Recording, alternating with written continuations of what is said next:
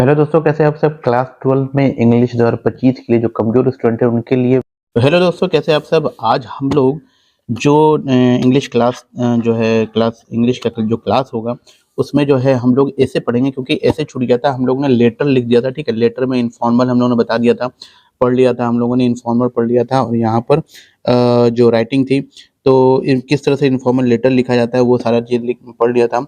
एक formal letter भी हम लोगों ने लिख लिया था। देखिए यहाँ पर फॉर्मल लेटर है, ये देखिए। दो तरह का लेटर में हम लोगों ने लिखा था। एक था पहला चीज़ जो था वो क्या था कि फ्रेंड को लेटर लिखना है, जिसमें कि कॉन्ग्रेचुलेट कहना था उनको सक्सेस नीट एग्जामिनेशन में जो है उन्होंने उनका हो गया था सिलेक्शन। तो उस पे एक लिखा था लेटर फ्रेंड को, ठीक है। तो ये इनफॉर्मल था। दूसरा जो है एप्लीकेशन। दोनों चीज़ मैंने बता दिया था किस तरह से लिखना है आपको। तो अगर आप लोग नहीं देखा तो पिछला वीडियो जरूर देख लें। आज जो है हम लोग चलने जा रहे हैं, क्योंकि अब जो है ऐसे बचा हुआ है। ऐसे किस तरह से लिखा जाता है, ठीक है।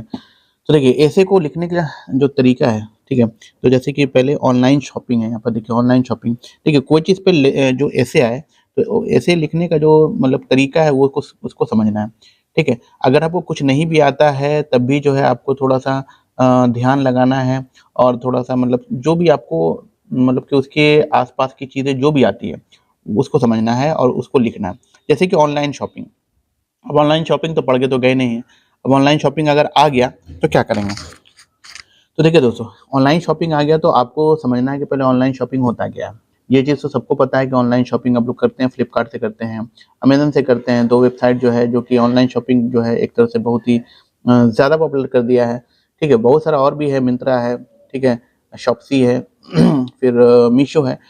तो इसी तरह से ऑनलाइन शॉपिंग का मतलब होता है शॉपिंग करना, लेकिन ऑनलाइन करना, घर बैठे बैठे शॉपिंग करना। वैसे तो शॉपिंग करते हैं हम लोग जा कर के बाहर, लेकिन यहाँ पर कोई खर्च नहीं होता है। आपको सिर्फ मोबाइल रहना चाहिए, इंटरनेट रहना चाहिए, ऑनलाइन शॉपिंग हो जाती है। तो ये सारी बात भी आप लिख सकते हैं, ठीक है। अब देखिए यहाँ भी वही बात लिखी हुई है, लेकिन थोड़ा सा एक ढर्रा होता है उसको लिखने का। तो जो लिख पाएंगे वो तो अच्छी बात है, लेकिन जिनको नहीं आता उनके लिए मैं बता दूं। देखिए अब क्या तो यहाँ पर जैसे कि अ, देखिए पहले जो लिखना चाहिए इसको ये वाला पार्ट लिखना चाहिए। क्यों ये वाला पार्ट लिखना चाहिए? क्योंकि देखिए द प्रैक्टिस, ठीक है, the practice of purchasing items from online store using a laptop और a mobile device is well known as online shopping. तो ऑनलाइन शॉपिंग का मतलब क्या होता है, वही चीज़ बता रहा है कि ऑनलाइन शॉपिंग का मतलब होता है कि एक ऐसा प्रैक्टिस, एक ऐसा काम कह सकते हैं, ठीक है, आदत, जिसमें जो है एक बंदा ऑनलाइन स्टोर से, ठीक है, लैपटॉप या मोबाइल की मदद से, ठीक है, परचेजिंग करता है, यानी खरीदारी करता है, उसे क्या कहते हैं, ऑनलाइन शॉपिंग। तो ये बात तो आपको लिख देना है। Because of technological advancement many traditional physical stores have transform into online store. चूंकि एडवांसमेंट हो गया है, टेक्नोलॉजी बढ़ गया है, इस वजह से बहुत सारे दुकानें जो है अपना क्या हो रहा है, फिजिकल स्टोर का मतलब होता है जो अब दुकान बाहर देखते हैं, ठीक है, उसको क्या कर दिया है, ऑनलाइन स्टोर में बदल दिया। तो आपको पता है ये तो हो ही रहा है, क्योंकि उनको पता है कि ऑनलाइन आजकल परचेजिंग बहुत ज़्यादा होता है। तो all products are available in the physical store found in online stores and purchase with a single click. तो यहाँ पर सबसे मेन चीज़ क्या है, सिंगल क्लिक में आप कोई चीज़ परचेज कर सकते हैं, ठीक है। बात को समझिएगा। अब इसमें आपको तो सब कुछ पता है, अमेजन पता है, फ्लिपकार्ट पता है, स्नैपडील है, मिंत्रा है, जबोंग है, बिग बास्केट है, बढ़ता ही चला जा रहा है, अर्बन क्लैप है, बहुत सारा जो है वेबसाइट है, ठीक है। The ability to shop online, anyone can go to this online store on their computer और mobile device, select the item they want to purchase and then place an order. तो जो भी बंदे हैं वो जा सकते हैं ऑनलाइन स्टोर और जो है अपने पसंदीदा वस्तु को वहाँ पर सिलेक्ट करेंगे और सिंगल क्लिक में उसको क्या करेंगे, खरीदारी कर लेंगे। तो ये हो गया। चलिए इतना सा बात तो लिख ही सकते हैं। अब डिलीवरी पर्सन क्या करेगा, उसके आगे काम है डिलीवरी पर्सन विल डिलीवर, है ना, और product as soon as possible. जितना जल्दी हो सकता है डिलीवरी पर्सन क्या करेगा, इस प्रोडक्ट को पहुंचा देगा आपके घर। Online shopping is rapidly growing segment of technology. Online shopping जो है बहुत ही रैपिडली ग्रो कर रहा है, ठीक है, segment of technology and the digital world. When stores establishes online, customers have a variety of option. तो जो स्टोर है वो ऑनलाइन अगर बनता है, ठीक है, तो कस्टमर्स को है वैरायटी ऑफ ऑप्शन, बहुत सारा ऑप्शन है। As a result of rising of online shopping most business have begun selling their products online. क्योंकि बहुत सारा ऑनलाइन शॉपिंग हो रहा है इसलिए जो है सेलिंग कर रहा है product online. There needs to be more than physical stores in today's fast-paced world. Customer-facing online store interface are now required for business operation. Online shopping has turned out to be essential need. देखिए ये बात लिखनी है कि online shopping जो है आजकल basic need हो गया है, क्योंकि now days is the so competitive, इतना कम्पिटिटिव वर्ड है कि आदमी के पास इतना बिजी है, ठीक है, लोग इतने बिजी है ऑफिस, उनके ऑफिस से और शॉप से उनके पास टाइम नहीं है, and this technology is making their life easier and fast. तो ये बात हमको लिखनी है। चलिए ऊपर जो लिखा हुआ है, ऊपर भी वही बात लिखा हुआ, the form of shopping in which people can easily purchase goods and service by using the internet is called online shopping. यहाँ भी एक बात लिखी, इसको भी आप लिख सकते हैं। तो इतना सा भी लिखिएगा दोस्तों, मिला जुला करके तो आपका काम हो जाएगा, ठीक है। बहुत इजी टॉपिक है ये, इजी टॉपिक को चुनना है, इजी टॉपिक को ही लिखना है, ठीक है। तो चलिए ये ऐसे का हम लोगों ने एक काम कर लिया, ठीक है। चलिए अब आगे बढ़ते हैं। अब आगे हम लोग देख लेते हैं एक जो उस दिन हम लोगों ने किया था सेकंड चैप्टर तक, ठीक है। आज हम लोग थर्ड चैप्टर पे जाएंगे। चलिए दोस्तों, अब जो है हम लोग ideas that has help Mankind जो है इसके बारे में पढ़ रहे हैं।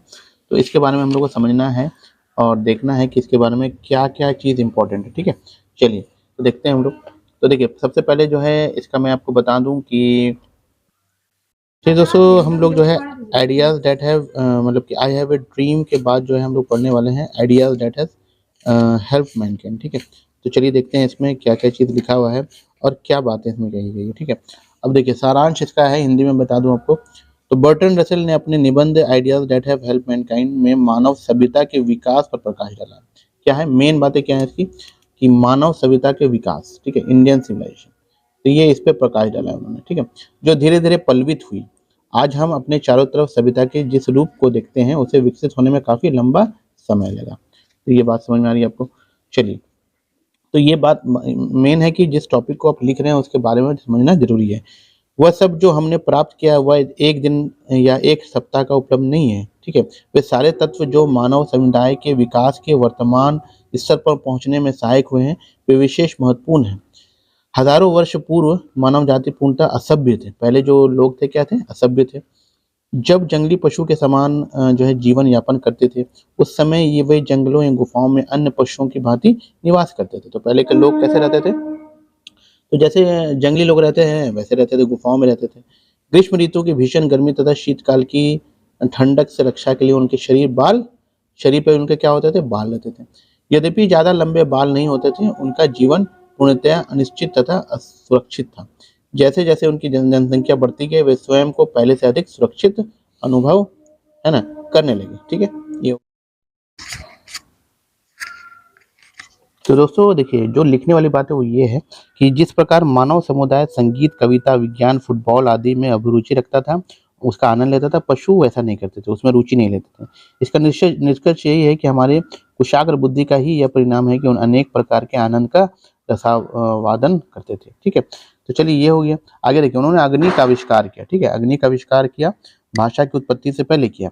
रसेल के अनुसार आग का प्रयोग प्रारंभ में वन्य प्राणियों में से अपनी रक्षा के लिए तथा उसे वासस्थल से दूर रखने के लिए किया गया। मतलब पहले जो आग का आविष्कार किया गया था तो वो किस लिए किया गया था, वो इसलिए किया गया था कि जो है जो पशु है वो दूर रहे, उनसे दूर रहे, उनके करीब ना आए, ठीक है, इसलिए किया गया था। लेकिन बाद में क्या हुआ कि खाना भी पकाने लगे उससे, ठीक है, बहुत सारा काम उनसे होने लगा, तो इसका प्रयोग खाना बनाने के लिए भी किया जाने लगा, ठीक है। इस प्रकार खाना बनाने की विधि से लंबे इतिहास का शुभारंभ हुआ, ठीक है।